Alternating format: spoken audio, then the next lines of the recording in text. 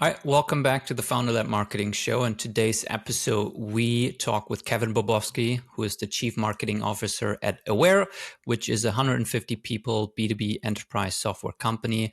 We dive into what the board cares about when it comes to what marketing is reporting on, how his priority has shifted in the last 1 or 2 years, how AI is changing the landscape of marketing, and many, many other things. I think if you're in marketing, especially if you're head of marketing, there will be lots of useful nuggets in here. And now enjoy the episode with Kevin Bobowski. Kevin Bobowski, CMO at Aware, previously CMO at a bunch of other companies, been in the SaaS and enterprise space for a while. And yeah, I mean, you want to give a little context around maybe 2 sentences about your background and then 2 sentences about Aware and what you guys do, just so people have context? Yeah, so my name's Kevin. I'm excited to be here. Been in B2B SaaS now for probably close to 20 years, and it's been an unbelievably fun ride, always learning, always being challenged, and there's just so much fun. So I really, really have enjoyed the space. It's a lot of fun. I'm currently working for a company called Aware. We're an AI data platform. And what we do is extract insights from probably the largest growing data set within organizations today. It's employee conversations. So if you think about Slack and Teams, Reddits, where employees are collaborating, we're able to ingest that data safely, securely, in an anonymized way, provide really, really valuable insights about the business, because your employees are really the core knowledge, understand your business more than anybody else. We're able to extract those insights for companies. That's awesome. Maybe a little cheeky question. Are you guys an actual AI company? Or because I feel like there's a lot of companies who now kind of plaster AI onto their product because it's selling well, or there's hype around it right now. Yeah, it's a great question. And yes, we are a real AI company, and I'll tell you what that means, because you're right. Everybody says now we're AI powered, AI infused. So the company was founded 6 years ago, and it was an AI native company. So it was purpose built for this specific problem around understanding unstructured collaboration data. And so not only did we build out a incredible set of AI and ML models around natural language processing and password detection, and like you could imagine, like all the different types of models, info quality is what we call it. Mm-hmm. So we've built really targeted, purpose-built ML models that are trained on very specific pieces of data. And so that in of itself is a unique differentiator. We started like that. That's really was the premise behind the company. So Finn, as comparing and contrasting like an LLM, like a large language model like ChatGPT, they've built their models on, like, they're huge, they're monstrous, and they've built their models on huge amounts of data that's very generalized. So the answers you get are more generalized than they are specific. And so our models, we've compared them against all the other kind of LLMs out there, and we always beat them on accuracy by sometimes 30 or 40% in terms of like understanding sentiment, themes, key trends. And the other thing that we do our models are oftentimes like 0.5% the size of these, and the cost of building and refreshing these is almost minuscule. So that really is it's a targeted language model versus like these large language models that we're all familiar with. And then the second piece that we've built into our platform is the ability to ingest all of this data, Slack, Teams, Reddit data, survey data. We can ingest that data real time, normalize it, enrich it with the models.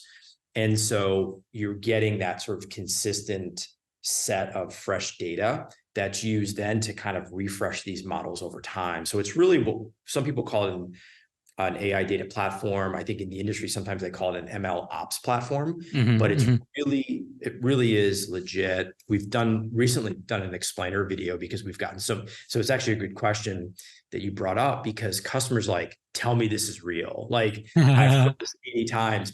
So we actually created this incredible 9-minute video that talks about our entire platform, all the components of it.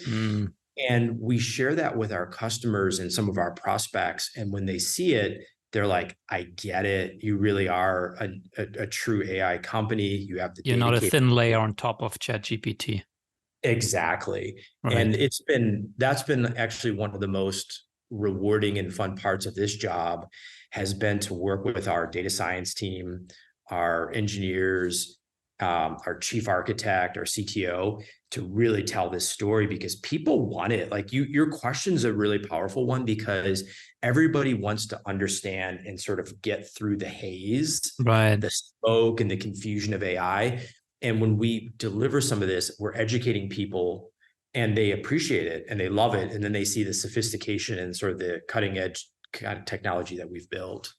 So, two-part question. One, how has this boom in AI with ChatGPT changed the dynamics of you guys selling your solution? Because I can imagine on the one hand, it's easier because there's all this FOMO and all this hype, and now every enterprise is looking into how can we leverage AI. On the other hand, I feel like, yeah, there is now all this noise, and I'm sure there's, I mean, I don't know, more competitors springing up because there's just so much funding going into this space. So how has the dynamic of selling an AI platform changed with this sudden explosion in AI tools? Yeah, I think it's like before Chat GPT came out, I think that people wanted to, every organization wanted to adopt AI. They saw it as a future. It's a new technology, right? It's enabling Right. technology, wanted to drive it. I think when OpenAI launched their new capabilities and you see Discourse and Midjourney and all these other things, I think people were actually able to touch and feel and see the output of AI. So that's created all this incredible buzz. And so we've been getting a ton of interest, like Chat GPT and all these other large language models have kind of like educated the market on what's possible. Mm, So we come in and so that gives us an opportunity to come in and talk to companies. The challenge that a lot of companies selling AI into companies right now, what we have seen is companies want to pursue, have this actually was the first half of the year and maybe a little bit of last year. They wanted to pursue these moonshots, like massive, huge initiatives, and they weren't successful. The economy's changed. As we all know, like their companies have cut their technology spend. yeah. And so now the focus is on more targeted use cases like got a problem, how can AI solve that? That's actually been good because I think we've moved through this like hype cycle a little bit. And when we have those conversations become much more productive because we can tie what we're doing to actual business results and ROI. Hmm. That's awesome. Yeah. How do you, you're a CMO, you're a marketer. How do you think as a marketer or marketing leader around positioning? You are a real AI platform. How do you think about just messaging, positioning, differentiation in this, market that's full of noise? Like, is there anything that's suddenly more important than before? Are there like new themes that you feel like it becomes really important to like talk about as a company? Like how has that shifted your communications, positioning, marketing strategy? Yeah, it's a great question because what what we have to recognize, and I think this is at Aware, but I think with any technology company I've been a part of, you really have to understand the persona that you're talking to, and then what is the right kind of message to that persona. And Finn, I think with the AI story, it's great, it's buzzworthy. People want to hear about it, but it's almost better in some ways for PR, like getting press, building some thought leadership, uh, analyst relations. I'll tell you another, if you think about stakeholders or people that you have to message to, investors, right? Hmm. They love hearing this story. Hmm. So a lot of our AI story is actually centered towards that part of the business, Mm. like to those stakeholders or personas or whatever you want to call them, because those people are interested at the high level. At the end of the day, when we have different personas that we sell to, like people who are actually going to buy the Yeah. product, leading with AI doesn't work. They could care less. What they Right. care about is if you can solve their problems today. And so what we do is we solve a very specific problem, for them. Like we really help you understand the sentiment of your employees based on these specific topics. And then we come in with AI as a feature. and talk about how that feature allows them to get more done quickly, makes their job easier, and delivers the benefits and solve those problems that they're looking to address. And so it's just like you see like a flip flop on how you talk about AI. Right. AI has to be the second, third story.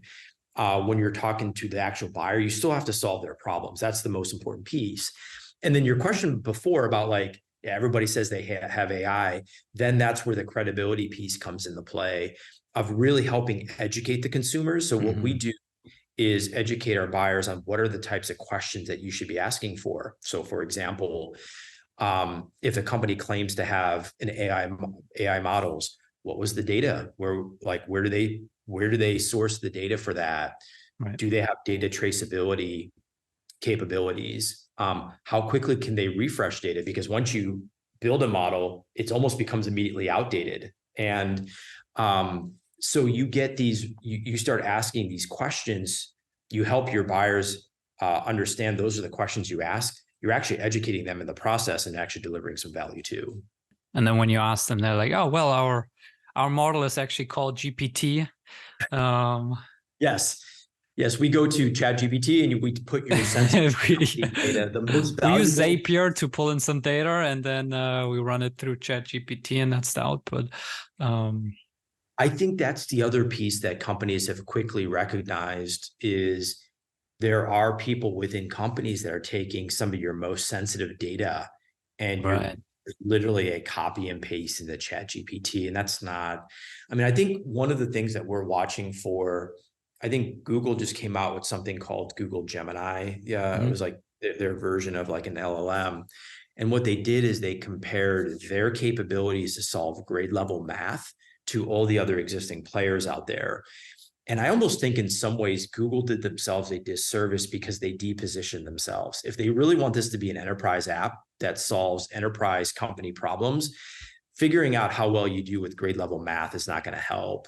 And this comes back to kind of like the data they're using to train the models. I just think these LLMs are kind of like starting to position themselves as more as useful consumer apps that we use that have been very helpful. We call them homework apps for lack of a better term. And these targeted models combined with some of the capabilities to get generative AI summaries, this hybrid approach is what businesses are going to find to be successful in the future. Right. Did you, because I think you've been with Aware roughly a year, which is I think also roughly when ChatGPT started to blow up, were you like strategic about this, or were you like, oh shit, like AI is gonna blow up, so let me join this AI company, or how did that?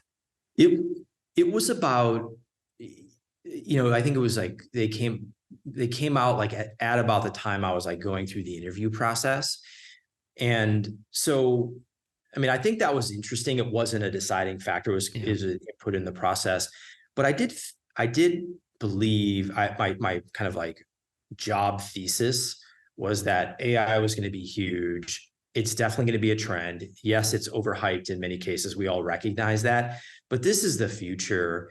And I was really excited to learn about the space, understand the space, market it. And so that was sort of my initial thesis around like where I would want to go. And then when I started diving into the product, I was really, really intrigued, impressed. Like, I think they had done a lot of work over these years. So there was this incredible story from a marketing and go-to-market perspective to be told. And so it was kind of those combination of things.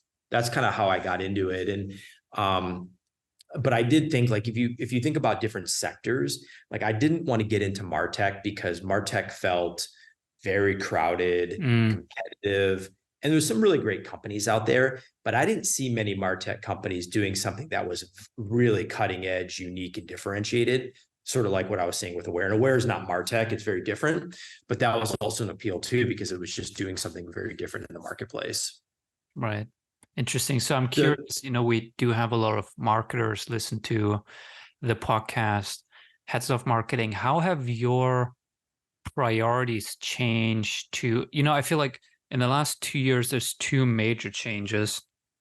One is AI, right? This whole boom in terms of tools, not even if you're an AI company, but all these new softwares and tools and ChatGPT that you can leverage as a marketer to do your job differently, better, whatever. And then the other one is obviously macroeconomic situation that there's been a tightening. Some people called it a recession. Other people have been more careful with the wording, but basically there's like just less money to go around, right? And so how would you describe how your priorities and what you focus on have changed in the last 2 years, given these two major changes? Yeah, I'll start with this higher level point of view of like, what is the board asking for from marketing and from sales? And the board had been asking for the VC model of go hire a bunch of people, salespeople. We're going to grow 2x, 3x, right? CAC, cost of acquisition doesn't matter as much. High growth rates, grow, grow, grow. So hire sales reps. If you hire sales reps, you need to build pipelines. So hire a bunch of SDRs. If you have a bunch of SDRs, you got to start building out marketing programs. You need marketing spend. There was this like scale before repeatability model in the past. That has completely changed. And I think right now the model is more of a PE model, which is very tight, iterative, rigorous, like drive towards efficiencies of growth, not 2x, but some smaller level of growth, and a very compelling and healthy cost of acquisition, LTV to CAC. And so, Finn, that's been the big change for me, is making that transition. And I think most companies are going through it. So whether companies are VC funded or not, I think a lot of them are running like private equity firms right now, where efficiency is probably more important than the growth. And you're seeing it in some of the benchmark numbers, like just not a lot of companies are growing like they have in the past. So that's been one really big change. And then your point about specifically on the day-to-day marketing side, well, if your focus is on doing more with less, more efficiencies, you're not scaling your team as quickly on marketing and on sales, and or SDRs too. So we have been making more use of AI technology. We've been making more use of our focus is more on finding demand capture, bottom of funnel demand, versus going out and creating net new demand with like lots of events, trade shows, other things that are a little bit harder to measure. We're still doing some of that. That's still very important. But what we're really trying to do is run marketing like a revenue center and be very precise, and sort of like $1 in gets you this at this level of efficiency, because that's what I think boards and other companies are looking for. And so that's why some of the AI tools have been so helpful for us, because we're able to like streamline a lot of our work, improve our efficiencies. And these smaller teams now, I think, can work a lot faster and a lot smarter. Are there any particular programs that you guys have cut or massively reduced spend on, and any other programs that you've reallocated that budget to, given that, you know, it's now more about efficiency and slower growth, but better customer acquisition cost? Yeah, we've done. So one of the bigger areas that we've reduced our costs on our events, like external industry events. We're being very selective in doing that. We're not going after and participating in big, broad industry events, because it's harder to stand out at those. What we're pursuing now are more targeted events with partners that we have good technology partners, for example, and some service partners and agency partners. Those perform much better for us. That's probably the biggest area for us. And then we've been, one of the things we also did recently was, this was back in August, we reduced a lot of our LinkedIn ad spend. And this was very interesting, because 2 weeks after we did that, we started seeing a decrease in website visits. And more interestingly, we saw a decrease in the number of brand searches via paid search. Oh, interesting. So I think and you've done a lot of great work on LinkedIn. I mean, I really view you as kind of an expert in this space. The Dream Data guys, I think, have some really good capabilities of like really starting now to understand what impact LinkedIn has on your overall demand generation performance. And so we often thought of, like, in the past, companies think of like LinkedIn, well, it's not direct response, you're not getting form fill. Sometimes you do, right? But not at the levels you would want. But it was very clear to us that those campaigns were effective because they were driving inbound demand that we weren't attributing back to LinkedIn. Interesting. And so does that mean you went all the way back up on the spend, or you just increased it a little bit again, ended up at 80% of original spend, or how did We're it end up? Yeah, you know what? I bet we're probably at less than 50% now because of like we've got the holidays and everything. Right. Um, but it's working because like we've got like really good audience targeting. We've now instrumented so we can understand like how people are interacting with LinkedIn so we can give credit properly to LinkedIn. This will be kind of an initiative that we will expand next year because the way I kind of think about like Google search, like paid search, you don't really have to build out your audience for Google paid search to get Right. bottom of demand. So you kind of eliminate that variable. And if you can get like the messaging right and you understand the use cases that these buyers are looking for and you close deals, then what you can do is apply that messaging and those use cases on LinkedIn. And then you just have to define your audiences in LinkedIn. So we're using a combination of like LinkedIn audiences and 6sense audiences that is based on intent. And that's really starting to give us not the traction, but like kind of the performance that we want to see. And we actually think we can scale that even more. So that's something that we're really going to focus on for next year. And you mentioned you've built it out to better attribute what's actually happening on LinkedIn. Is that dream data, or what's helping you there? It's dream data. Yeah. So, we implemented them when I was at Site Improve like a couple of years ago, and they really helped clean up our funnel, clean up in the sense of there were no more non-attributable deals and leads and things like that, mostly leads Right. and opportunities. And so I've always been a big fan of that company. I used to love Visible because for the same reason they were acquired by Marketo, but that's a really key part because I think it's starting, like my goal is always to shed light into the dark funnel. And that was always part of the dark funnel, like that LinkedIn stuff. You're like, I think it works. I believe it works. And I think we've got enough data to prove that it really does work. Do you do any with the Chris Walker self-reported attribution stuff?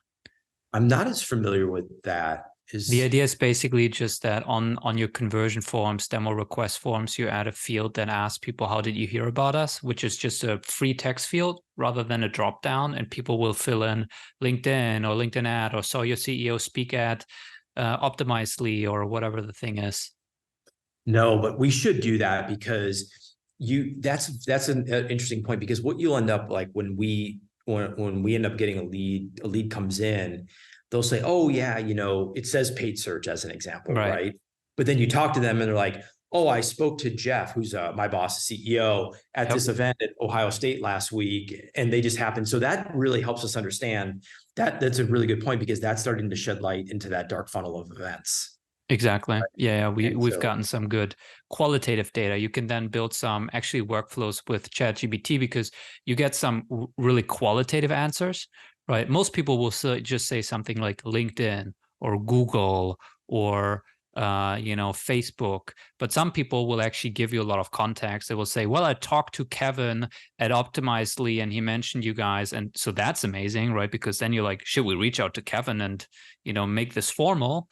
But then you have all this qualitative data, but with ChatGPT, you can basically just pull it into a flow and say, take this qualitative data and categorize it in these 7 categories: social media, word of mouth, referral, whatever. And it does it pretty accurately. And so then you have still the qualitative, very specific data, and you get the big buckets that you can say, this is broadly Google, broadly social, broadly word of mouth. So I really like that. I think that's something we could definitely learn from and apply to because as we like start expanding our spend into other channels again, I think that'll help us keep a very tight, disciplined approach on sort of where this pipeline and revenue is coming from.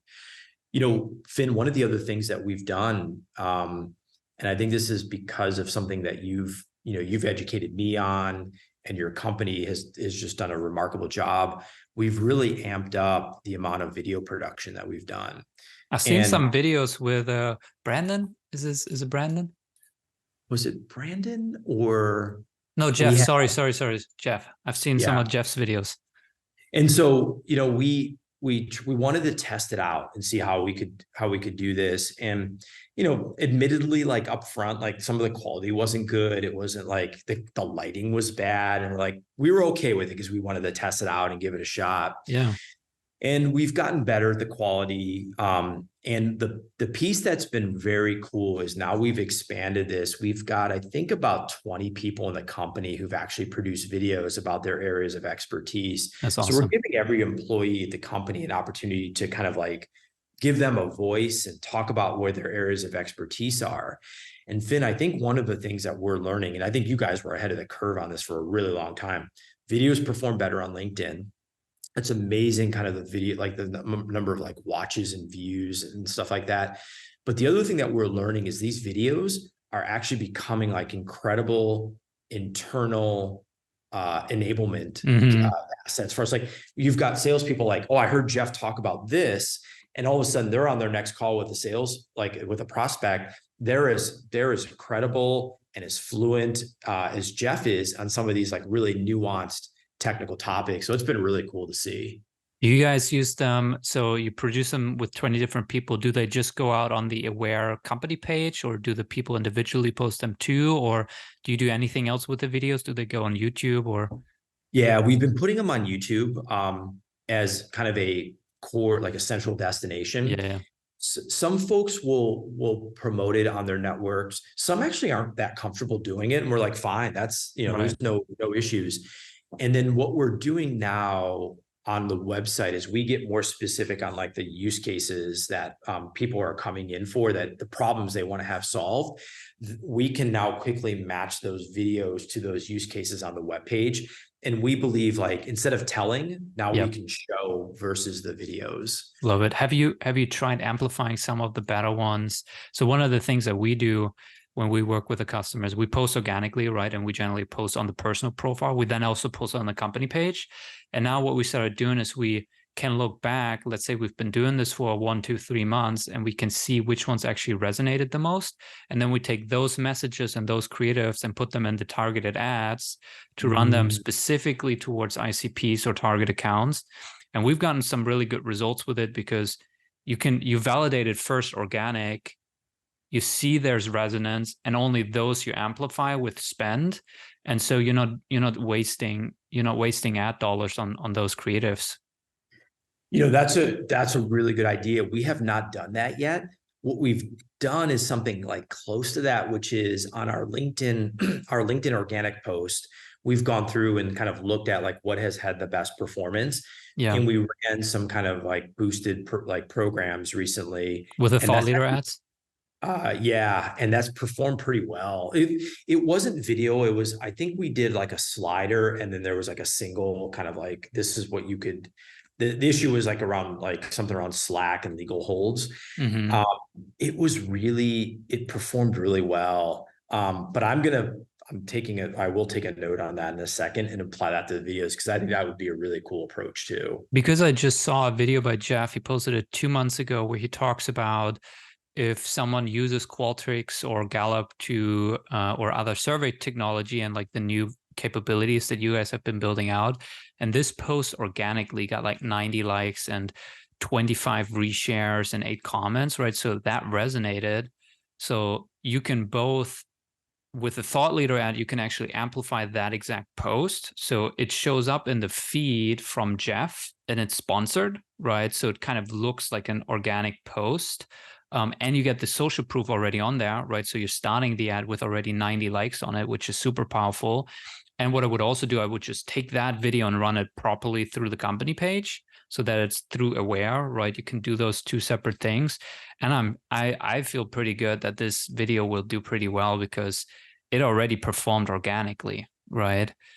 Yeah, I know which one you're talking about, because I think he did that on a Saturday actually. Mm-hmm. And it just like took off because we had announced actually a new PLG motion. And the motion was around like when you have Qualtrics surveys or Medallia or Perceptyx or SurveyMonkey or whatever, there's always these open-ended responses like, Right. okay, now that you fill out the form, tell me what you really think about X or Y. And so those are workplace conversations. Those are just general conversations. We can ingest those into our models, and we can tell you all kind of like fascinating things about that. Like we've Right. done this with Reddit, like with subreddits, we get this fascinating info about like, we were actually doing this today. It was like Lowe's, the company, do it yourself Mm-hmm. hardware. what employees in Montana were concerned about. And it was like Wow. so unbelievably remarkable about like the insights you can get about what happened in the meetings there, because employees will share this on subreddits. Interesting. Yeah. All right. A couple That's a little other bit. sub questions here. So you cut mainly the broad events. You reduce LinkedIn ad spend to realize that you actually noticed a drop in website visits and brand searches. So you increased it back up, not fully, but to some extent. Then you mentioned you guys focus more on demand capture versus demand, kind of net new demand creation. Where do you guys see demand capture mainly happen? Like, what are those programs? Is it like Google search or? Yeah, like Google, it's interesting because I know Google like paid search is not like glamorous or sort of like super exciting, but it's been one of the best places for us to get data about where there's real demand capture, like what are people really looking for and buying.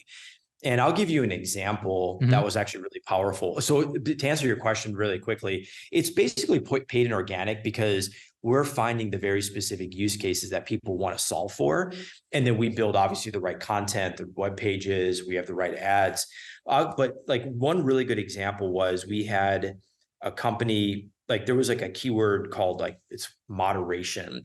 But when we really looked at the keyword terms that people were searching that came under like phrase match for moderation, I'm not going to say it because it's like really like Yeah. kind of good like good for us in a way. So I don't want everybody to find out about it, but it was a set of keywords that we had never thought about before. Then we launched a whole new ad group, then eventually a whole new campaign, and kind of the demand capture that we're gaining right now has been phenomenal. And so we'll end up this quarter having like our best logo acquisition ever, our best kind of probably our ARR quarter ever as well, Wow. because we're really capturing it. And these deal cycles are like, we had like one call closes 5 days, 10 days, 20 Wow. days. What's So your ASP? it varies, but we've sold deals like we've had 50K deals close in like a matter of a week. Wow. And so we really do feel like we're onto something with paid. Our question right now that we're trying to figure out is there 10x demand, 5x, 1x, 50x? And we're going through that exercise now to try to expand that and Mm, see if we can capture even where more it of that breaks. bottom funnel Yeah. demand. So Yeah, you've exactly. actually increased Google ad spend, you would say? Yeah, Wow. and I think Finn, you bring up a good sort of conversation point, because it wasn't like we went back to finance or and said CFO and said, hey, like give us 30, whatever, 50, whatever. Like what he has said, or CFO Dan, he's like, let's think about this as an iterative process. Like you got your cohorts. If we're demonstrating success on these cohorts and the unit economics look pretty good, then there's more money. So we'll kind of unlock. It's almost like gating in Hmm. additional investment. And I really do think that has brought Dan, our CFO, and myself really lockstep, Mm. because he's not worried now about, oh, great, marketing is going to get this huge bucket of dollars and they're going to do 3 events and nothing's going to come of it. And Hmm. he loves seeing like the cohort analysis and like what the ROI is going to be. And we've got all that instrumented really well. So that's actually been a really good process for us. What's your point of view? Like I've heard a couple of people like Chris Walker talk about that with the economic contraction and with marketing budget being cut, a lot of companies cut programs that are harder to attribute, things like maybe a podcast, maybe an event, maybe like a LinkedIn thought leadership program, right? You posting on LinkedIn, because unless you have, dream data really dialed in and you ask prospects on calls, it becomes really hard to attribute those programs to dollars, while compared to paid search, well, you can see how many impressions that term got, how many people clicked on it. Then you can track it all the way down to the funnel and you can see how many people convert. And so that made marketers overextend into these programs that you can easily attribute, and away from programs that we know work, in the sense that we know we listen to podcasts and we make buying decisions based on that. We know that we follow people on LinkedIn, and based on what they talk about, that informs our buying decisions, and we've discovered new products and new things through someone we follow on LinkedIn talking about it, we know that these things work. They're harder to attribute. What's your general sense on this observation that now companies have started to shift more on easy to attribute things, what might be more short-term focus rather than these things that in the long term will create demand for a company? Yeah. And we made that mistake. We cut our LinkedIn ads, and it was pretty clear, like those actually, it drove demand, even though it wasn't like super clear one-to-one attribution, right? So it's happening in a lot of different places. So Finn, the way I think about it is you've got your classic demand gen, like demand capture kind of programs that you got to keep running. You need to make those efficient. In the times like this, when there's like this intense pressure across every company in the industry to cut costs, I think about owned assets. And I think about you talked about a podcast, you talked about like LinkedIn posts, email subscribers, social followers and things like that. Those are owned assets, right?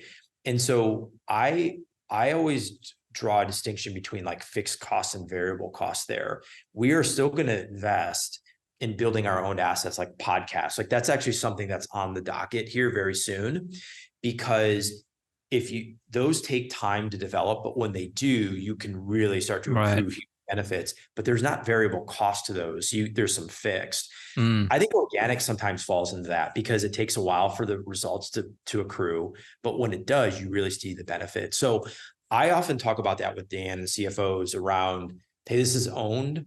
It's largely a fixed cost.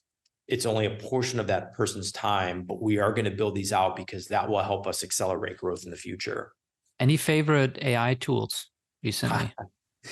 What's interesting is I use obviously Chat GPT and Bard or Baird for like a lot of writing. If I'm writing a press release or we're writing content, I've actually found Google's Baird to be better. Like it just matches my writing style more. So I've liked that over Chat GPT in many cases. One of the technologies that I really like, we started using recently called Revlytics, and they use AI to identify alerts in your marketing program. So like very specific issues with like organic or problems, maybe like technical errors on your website or even like lower call to connect rates for SDRs. And they send you I get an alert in the morning, an email. It's like, this is what happened. And we start finding some really interesting things, like stuff we would never have looked for and little problems that would become bigger problems down the road. And so we've used that for a while, for about 4 or 5 months. That's been a very productive tool for us. Revlytics? Yeah, it's Revlytix. And so you basically you connect your CRM, you connect your Google Analytics, you connect your LinkedIn ads, and it tells you basically when things are out of whack, in a sense, where things like deviate from the norm or the baseline or the benchmark. Exactly. And so if you think about running, like, you got Google Search Console you can integrate with, LinkedIn, Google Ads. If you think about like LinkedIn ads, you're running multiple campaigns, right, at a time. Like it's really hard to measure. Like each campaign has like 25 different potential metrics. Right. And the same thing with like Google Ads, like you got a keyword, but then you've got for that individual keyword, all these different metrics. And so you start getting these granular alerts that I don't think I would have been able to find, without like depth analysis. And so you get those, you can easily make updates to like copy, messaging, like a number of different things. And it just helps you kind of helps you identify like how to spend your time in the areas that are going to deliver the most results. Interesting. So I'm curious, you as the CMO, how big is your marketing team at Aware right now? We've got like a seven person team now. What do you spend your time on? What do you focus on? Like when you talk to the team, what do you communicate to them in terms of what they should focus on? Like, yeah, what's important to you right now? It's always, I always think about like two things. I think about like the pipeline, like like everybody asks about pipeline. And then the brand piece about like, how do we continue to expand the brand? because that's ultimately going to help drive more Right. pipeline and demand. Within that demand piece, we are laser focused on who's the persona that we're targeting, and then what's the message to that persona, and what are the specific problems and use cases. And if you were to look at Aware's website over the course of a year, we've gone from like, and I think this is actually a function of where the market was like a year ago. You could sell like a little bit more vision, platform, aspirational story, and people had budgets for that. Mm-hmm. But as we've gone through the year, we've gone from like vision, the platform, we've talked about our capabilities around AI and ML. Now we're down to solutions and into the specific use cases of like why I'm going to buy today. And so I'm always pushing the team and myself that let's keep driving down and make sure we cover all those different pieces. And we're really clear about like, what are the problems we solve for people? How do we do it? And how do we make their life easier? So that's really what I always want to focus on. Where do these come from? Is this like Gong recordings, analyzing voice of customer, or where does the message, the problem statement come from? You know, a lot of it is from Gong. I mean, there's a lot, and I think this has like become a really good best practice in companies where we're like, I'll give you a good example. There's there's something called a DSAR, like a data subject access, like data, like you can, if you're an employee, you can ask for data about yourself in like systems of Mm-hmm. like Twitter or not Twitter, but like Slack or Teams or whatever. And it was interesting because it was perceived that it's called a DSAR request would have been for small businesses. But as we were listening to Gong calls, we recognized that this use case was really prevalent in SMBs, mid-market, and even large enterprise companies. And to us, like we would only have gotten that data through Gong. We would only gotten that data from like sales loft conversations and like feedback from like SDRs. So we really try to leverage Gong to validate some of the data that we're seeing sort of externally, and even like some of the other data points that we see in the company. Interesting. Last question. I know we're coming up here on the hour. You mentioned that for the LinkedIn ads, you guys look at what search terms work in the Google ads, something like around Google search terms that work in paid search, 6sense data, and then you feed those messages into LinkedIn ads. Can you just expand on that flow or framework or how you guys think about that? So like kind of coming back to your point about like on Gong, like what are the use cases and how are people talking about like different use cases? That informs a lot of the keywords that we use in Google Ads. Mm-hmm. And then we'll run those Google Ads, and based on sort of performance, like, you know, pipeline and deals at close, we get a better sense for like, what are those like use cases that really matter that we can actually get like the demand capture. And then once we have that, Finn, we're like, okay, this use case really works. This is the messaging around it. These are the keywords that they might use in Google. Here's how customers talk about it on Gong calls.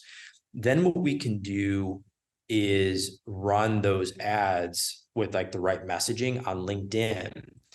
And we do two things. We create audiences on LinkedIn using the LinkedIn audience Mm-hmm. builders.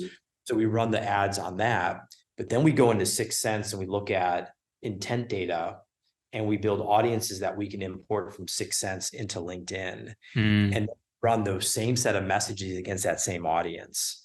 Interesting. Or a different audience rather. So basically it's one message going to two audiences, the ones we built in LinkedIn and the one we built in 6sense. And that really gives us a whole nother opportunity to do kind of an experiment or A/B testing on like which audiences are better. And then you can learn from each one of those. We can optimize the LinkedIn audiences, which we've done.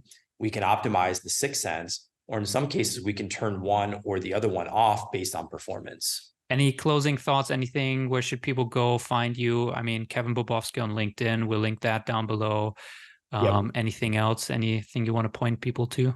No, find me on LinkedIn, and let me know how I can help. Always love chatting to other marketers and other people that are in SaaS. So anything I can do to help, reach out. Cool. Awesome. Thanks for your time, Kevin. Thanks, Finn. Take care. All right. Bye-bye. Bye.